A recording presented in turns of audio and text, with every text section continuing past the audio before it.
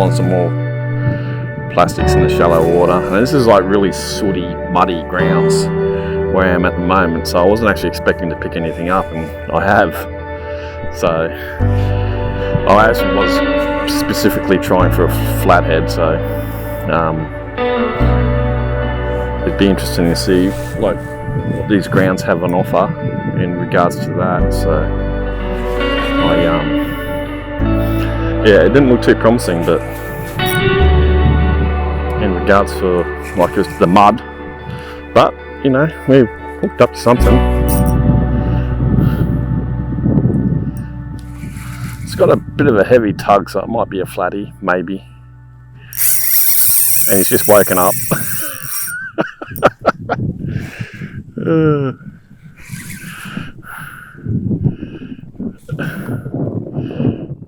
This might actually be better than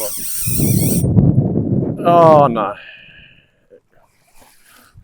Oh, we're still on. Shit, I thought I lost him. He just like took off real hard and then just completely stopped. Jesus. It's almost fighting like a bloody shark. Oh, Jesus. Oh, it's a big flatty, is it? Oh, I can't see, the water's so dirty. Jesus. What are we... Oh.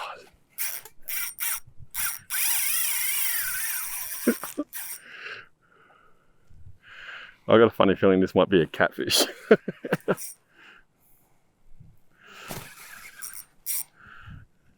I think it's a catfish. I don't want to call it, but it's like, it's a tackle tester.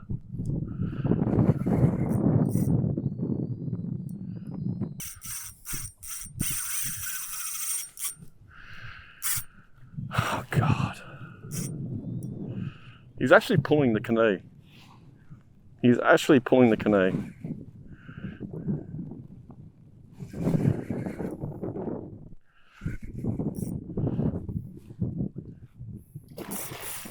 Whoa.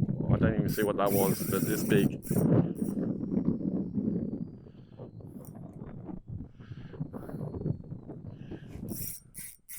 He's not even tired. He's not even tired. I want to get me out of the line, and because I don't want to get wrapped up around it, but I don't want to lose the pressure off this thing either. Whatever it is, I sort of lost a bit of confidence in actually being able to get him in. 6 pound line with 6 pound leader. It's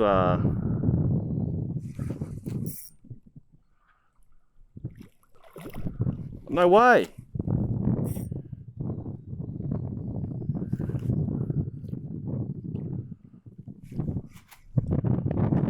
No. Check this out. This is where we lose it.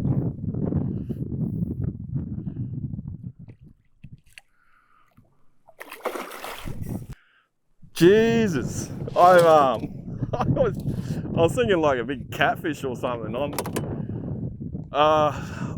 Man. That thing's up around the meter. That is not a small fish. And this is like super light gear. Like super light gear. 6 pound line with 6 pound leader, and I got a stonk of a fish. It's probably the biggest fish I've caught on light gear. Well, I haven't caught it yet.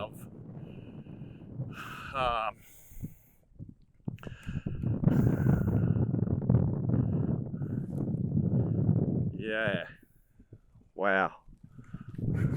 So I might get some camera action up near the boat or the canoe.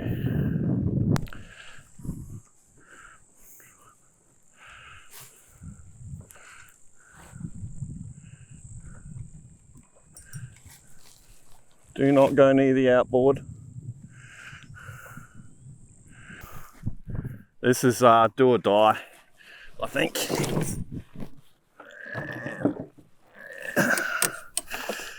This is do or die. Let's go for it. Okay,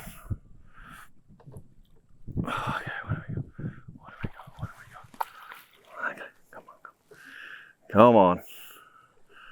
Come on.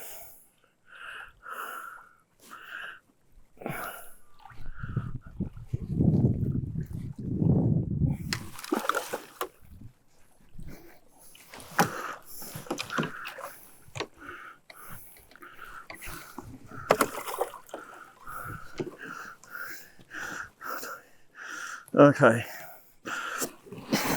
I don't know how I'm going to do this. I'm going to undo my bar arm. I think this thing is so slippery and he is hooked around the net and I don't have a good hold of him. Okay. What is that, thready? I got a fucking thready. No way. Holy shit! A thready in 2 foot of water in mud. 6 pound line, 6 pound braid, 6 pound leader, and I've got a thready. Are you kidding me? I've always wanted to caught one. It's always been on my list. Thready. I've never caught one. I don't know if they're good eating or what. Have a look at this. Have a look at this. Wow. My canoe's 950. So he is. He's bang on a meter. He is bang on a meter. Look at that. Wow. Wow. Look at that. I'm so stoked. I'm so stoked.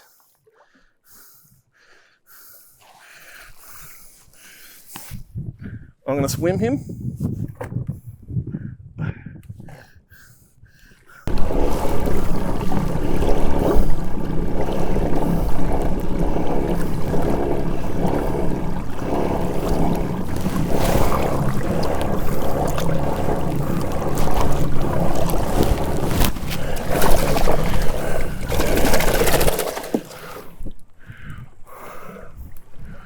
Wow. Wow.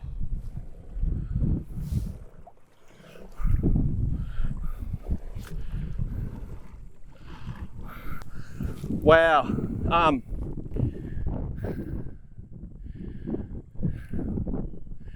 I never would have expected that. Like this is one of the most unlikely places you would get a threadfin. If that's what it is. I'm pretty sure that was a threadfin.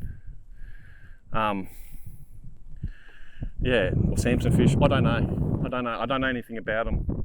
I've only seen pictures and photos, so I don't really research them. But it's sort of something I always wanted to do on the Brisbane River, and to get one here in literally 2 foot of just sooty, muddy ground at the back of MacClay Island was just beyond me. We might as well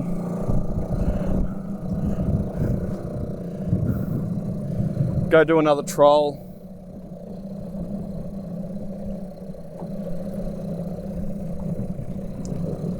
You know, who said they're, you know, they say they're blind, they can't see.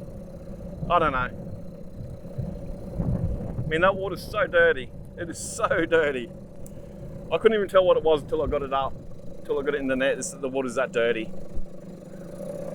And to catch a fish like that, here, mate, that's saying something. That's,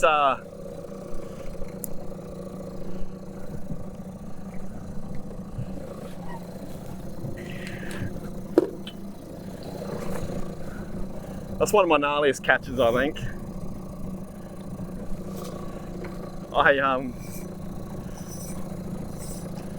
Wow.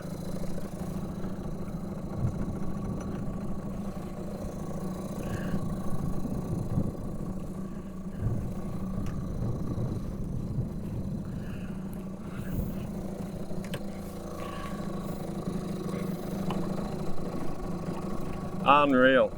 Absolutely unreal. I wasn't even going to do that trail. Like, I was literally just going to like skip across and then just start doing this when I sort of knew I was coming across a muddy bank, and I was like, oh, a little bit of bait work and there might be something floating around, you know, maybe a flatty, but that was just not even on the cards for me. Like, that just didn't even enter my brain that I'd get something like that here. Like, it just didn't even enter my brain, didn't even think about it. There's such an unusual catch for this area, but I mean, you know, maybe I'm wrong. I don't know much about them. I'm sure some of you guys be able to leave a comment and give me your thoughts on, you know, the areas that they hang around in, because like I was always considered that they hung around in deeper water and pylons and stuff like that, not in open shallow mud flats. You know, like I'm baffled. I'm completely baffled. But anyway, if there's one, there might be more. So we're gonna go up there and we're just gonna troll with this noisy 2-stroke engine that everyone thinks would scare fish away. And we're gonna have another go at it.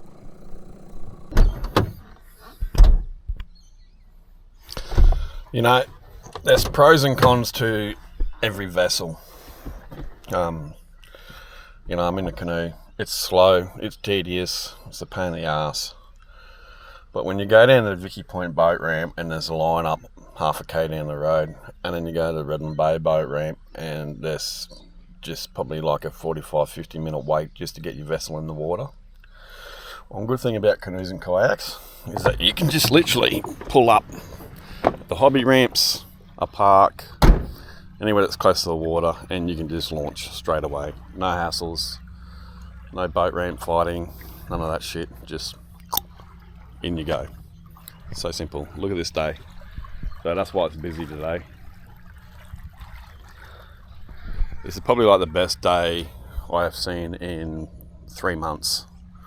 So it's you get a day like this time of year, yeah, it's going to be super busy at the boat ramp. So I've come down to Moores Road and launched down here near Moores Rocks, down at I think it's Torquay Beach. This is called a little hobby ramp here, and it's brilliant. It's brilliant for launching canoes and kayaks, and you don't have to wait. You're just straight in.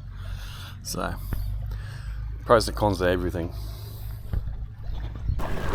We've left Redland Bay and we've married on over to bottom of MacClay, which is probably like maybe 12-15k trip, something like that, maybe 10k's, I don't know. And I've used about 200 mils of fuel, so I generally run a 5 litre tank and I get 2 to 3 full weekends out of that, and that'll get me going like 1 day a week. So like on a Saturday or Sunday, I'll do that 3 weekends and I'll only use 5 litres of fuel, so very economical. I get about, probably about 12 to 15 k's to the litre out of it. So it's just an old 3.3 Johnson on the canoe. So the canoe itself is a 14-foot Roscoe.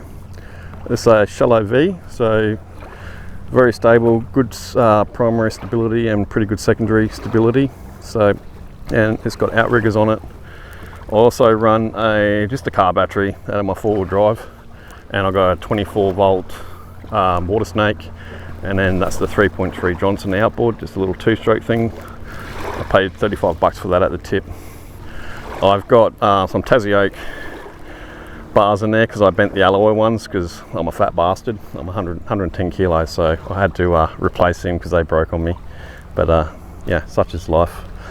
I've got this little rod holder yoke thing that I built. I got these rod holders. I got 2 for $20.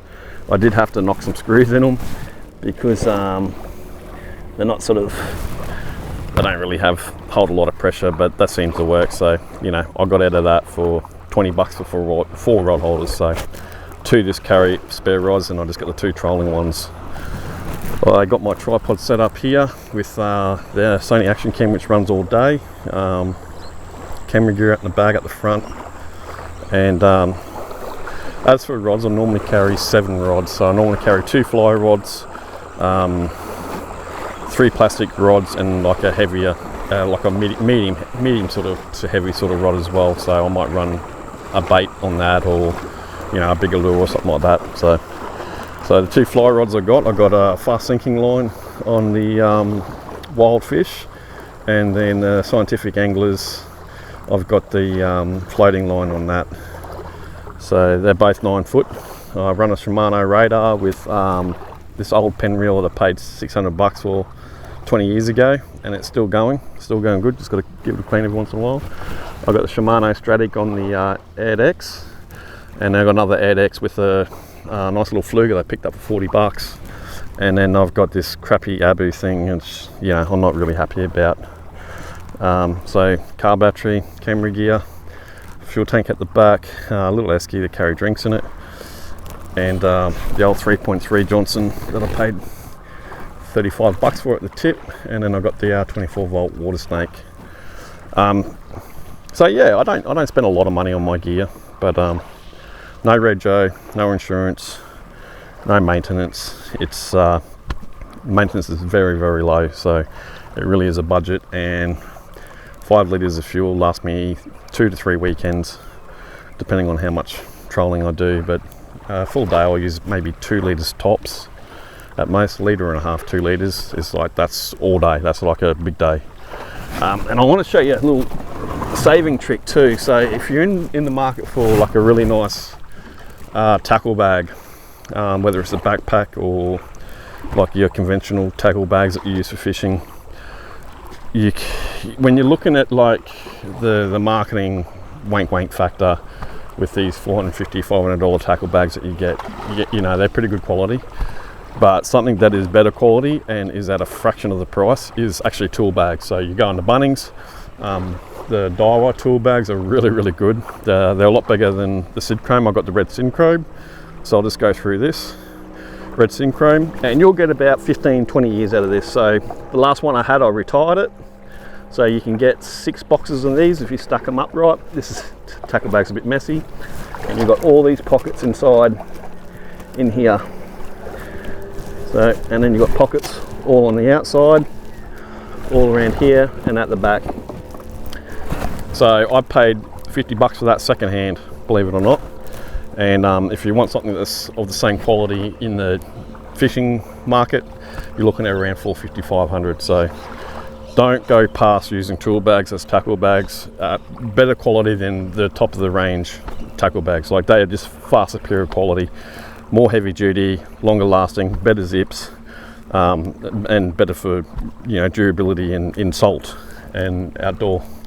So tackle bags, go with a tool bag, man. They're so much better than a $500 tackle bag, and you're paying, you know, 100 bucks. So go on the Bunnings, have a look. They got a whole heap of them, and they got the backpacks as well, tool backpacks, which I think are incredible. They're like 100 bucks, and they're probably equivalent to like a $350, $400 fishing backpack. Except the tool backpacks are so much better. They're in like heaps better quality. They're going to last you a lot longer, and they're a hell of a lot cheaper. So don't rule out tool bags. I can't just sort of stress that enough in terms of trying to save money and break away from the wank fishing marketing crap. So over here I run my tripod, which is a cheap came up Anko one. I think I paid like 16 bucks for it, and then I run an external battery pack as well. So, and then I got the old Sony on that as well. So that'll keep me going for majority of the day. And yeah, I had some other ones there that would last longer and sort of be better, but they weren't as, you know, they didn't last as long in the weather. So this thing that seems to does the trick. And yeah, I'll just run with that. That's the rig. That's pretty much it. It's cost me all of about $2 to $3 the whole weekend to go fishing in fuel. That's it. That's all I got. Plus whatever it cost me to charge my battery, might cost $2 in electricity, whatever. So say $5 for a full day's fishing, and you know, I do around 30 clicks a day in that, so it's pretty cool. I'm going to go down there and do some fishing.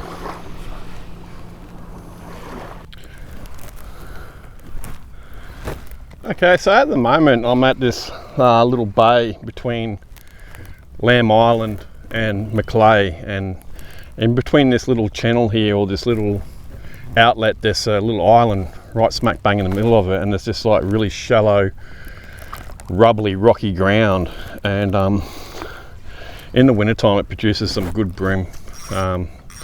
Today the tides aren't the best, and the current's not running that hard, and you know, all that sort of jazz, so it's not the best day for fishing, but they're middle of summer too, so. But in the wintertime, this is a great place to fish. This is a little bream. We're literally in only maybe 8 inches of water here at the moment. You can get in here at high tide in a boat, and it's a real pleasant place to go, actually. It's really, really nice. You're out of the wind, out of the weather. It's very quiet. No one really comes here, and it puts up really good bream and flathead fishing. So I'll check it out. I might put a map up of this area as well, but it's definitely been one of my favourite spots for a long, long time, so I thought I'd just share it. I'm just going to turn this around and just keep pushing through this, and I'll show you this ground here. Hopefully it comes up on the camera, and you see there, it's all this shelly oysters and rubble and rock and gravel. Super shallow. It's a very low tide today, so, but it's a great place. It's a great place to come and check out, you know, even if you're just not even really into fishing, if you just want somewhere to go for the day. And then when you get further down that way towards the back of MacClay and Lamb Island, you got some really, really nice sandbanks. It's a really good place to go for a swim as well. So come out here in a high tide, it's about a metre and a half deep there up on the sandbanks. Water's always super clear, and it's a great place to just jump in and cool off. So, and there's never really anyone here, so it's a great spot. I love it. So I'll put that up on the map. So hooked up again on the Queensland lure. It's a promotional football lure. I just chucked it on. This is a shallow sort of diver, and we've just hooked up to something half decent on it. It's just had a big run. I'm gonna say probably a flatty. Best, like, that'd be the, you know, that's what I pick it as, but we'll see. Could be anything. It's firing up the Sarvi. I'm actually heading home because it's getting late, and oh no, we got another snapper on a lure. Well, it's not a snapper, it's just a little sweet lip. We just got a little, holy dooly, a squire on the Queensland lure. I'm glad I was using this one and not the New South Wales one I've got. So I've got a Queensland one and a New South Wales one. So it's yeah, it's not often I get squire on lures. I mean, I don't really troll from that often, but yeah, it's kind of been the first today. Bigger one and then the smaller one, and there's actually a fish working just over here as well, so I'm gonna, might as well just cast this over there.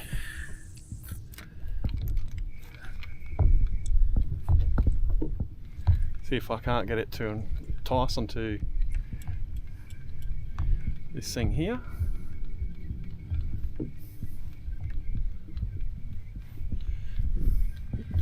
So I'm just trialling on the western side of MacClay down the main channel there. I don't know what the name of the channel is. And I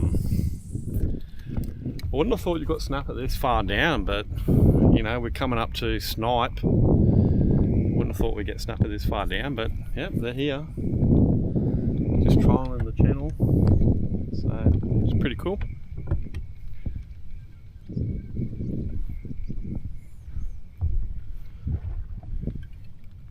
There's a couple of big dolphins around. Wow.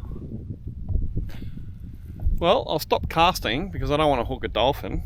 I don't think I'll get that in on a 6-pound line. But what I will do is I'll keep trolling on my way home because it's getting late. Yeah, not a lot of fish, but yeah, it was a good day out. Definitely a good day out. Beautiful day out in the water. There's no wind. It's just dead calm all day. That hasn't happened for a long time, so it's perfect. It's perfect conditions for the canoe. So, well, I'm gonna keep moseying on and get home, I think, and call it. Well,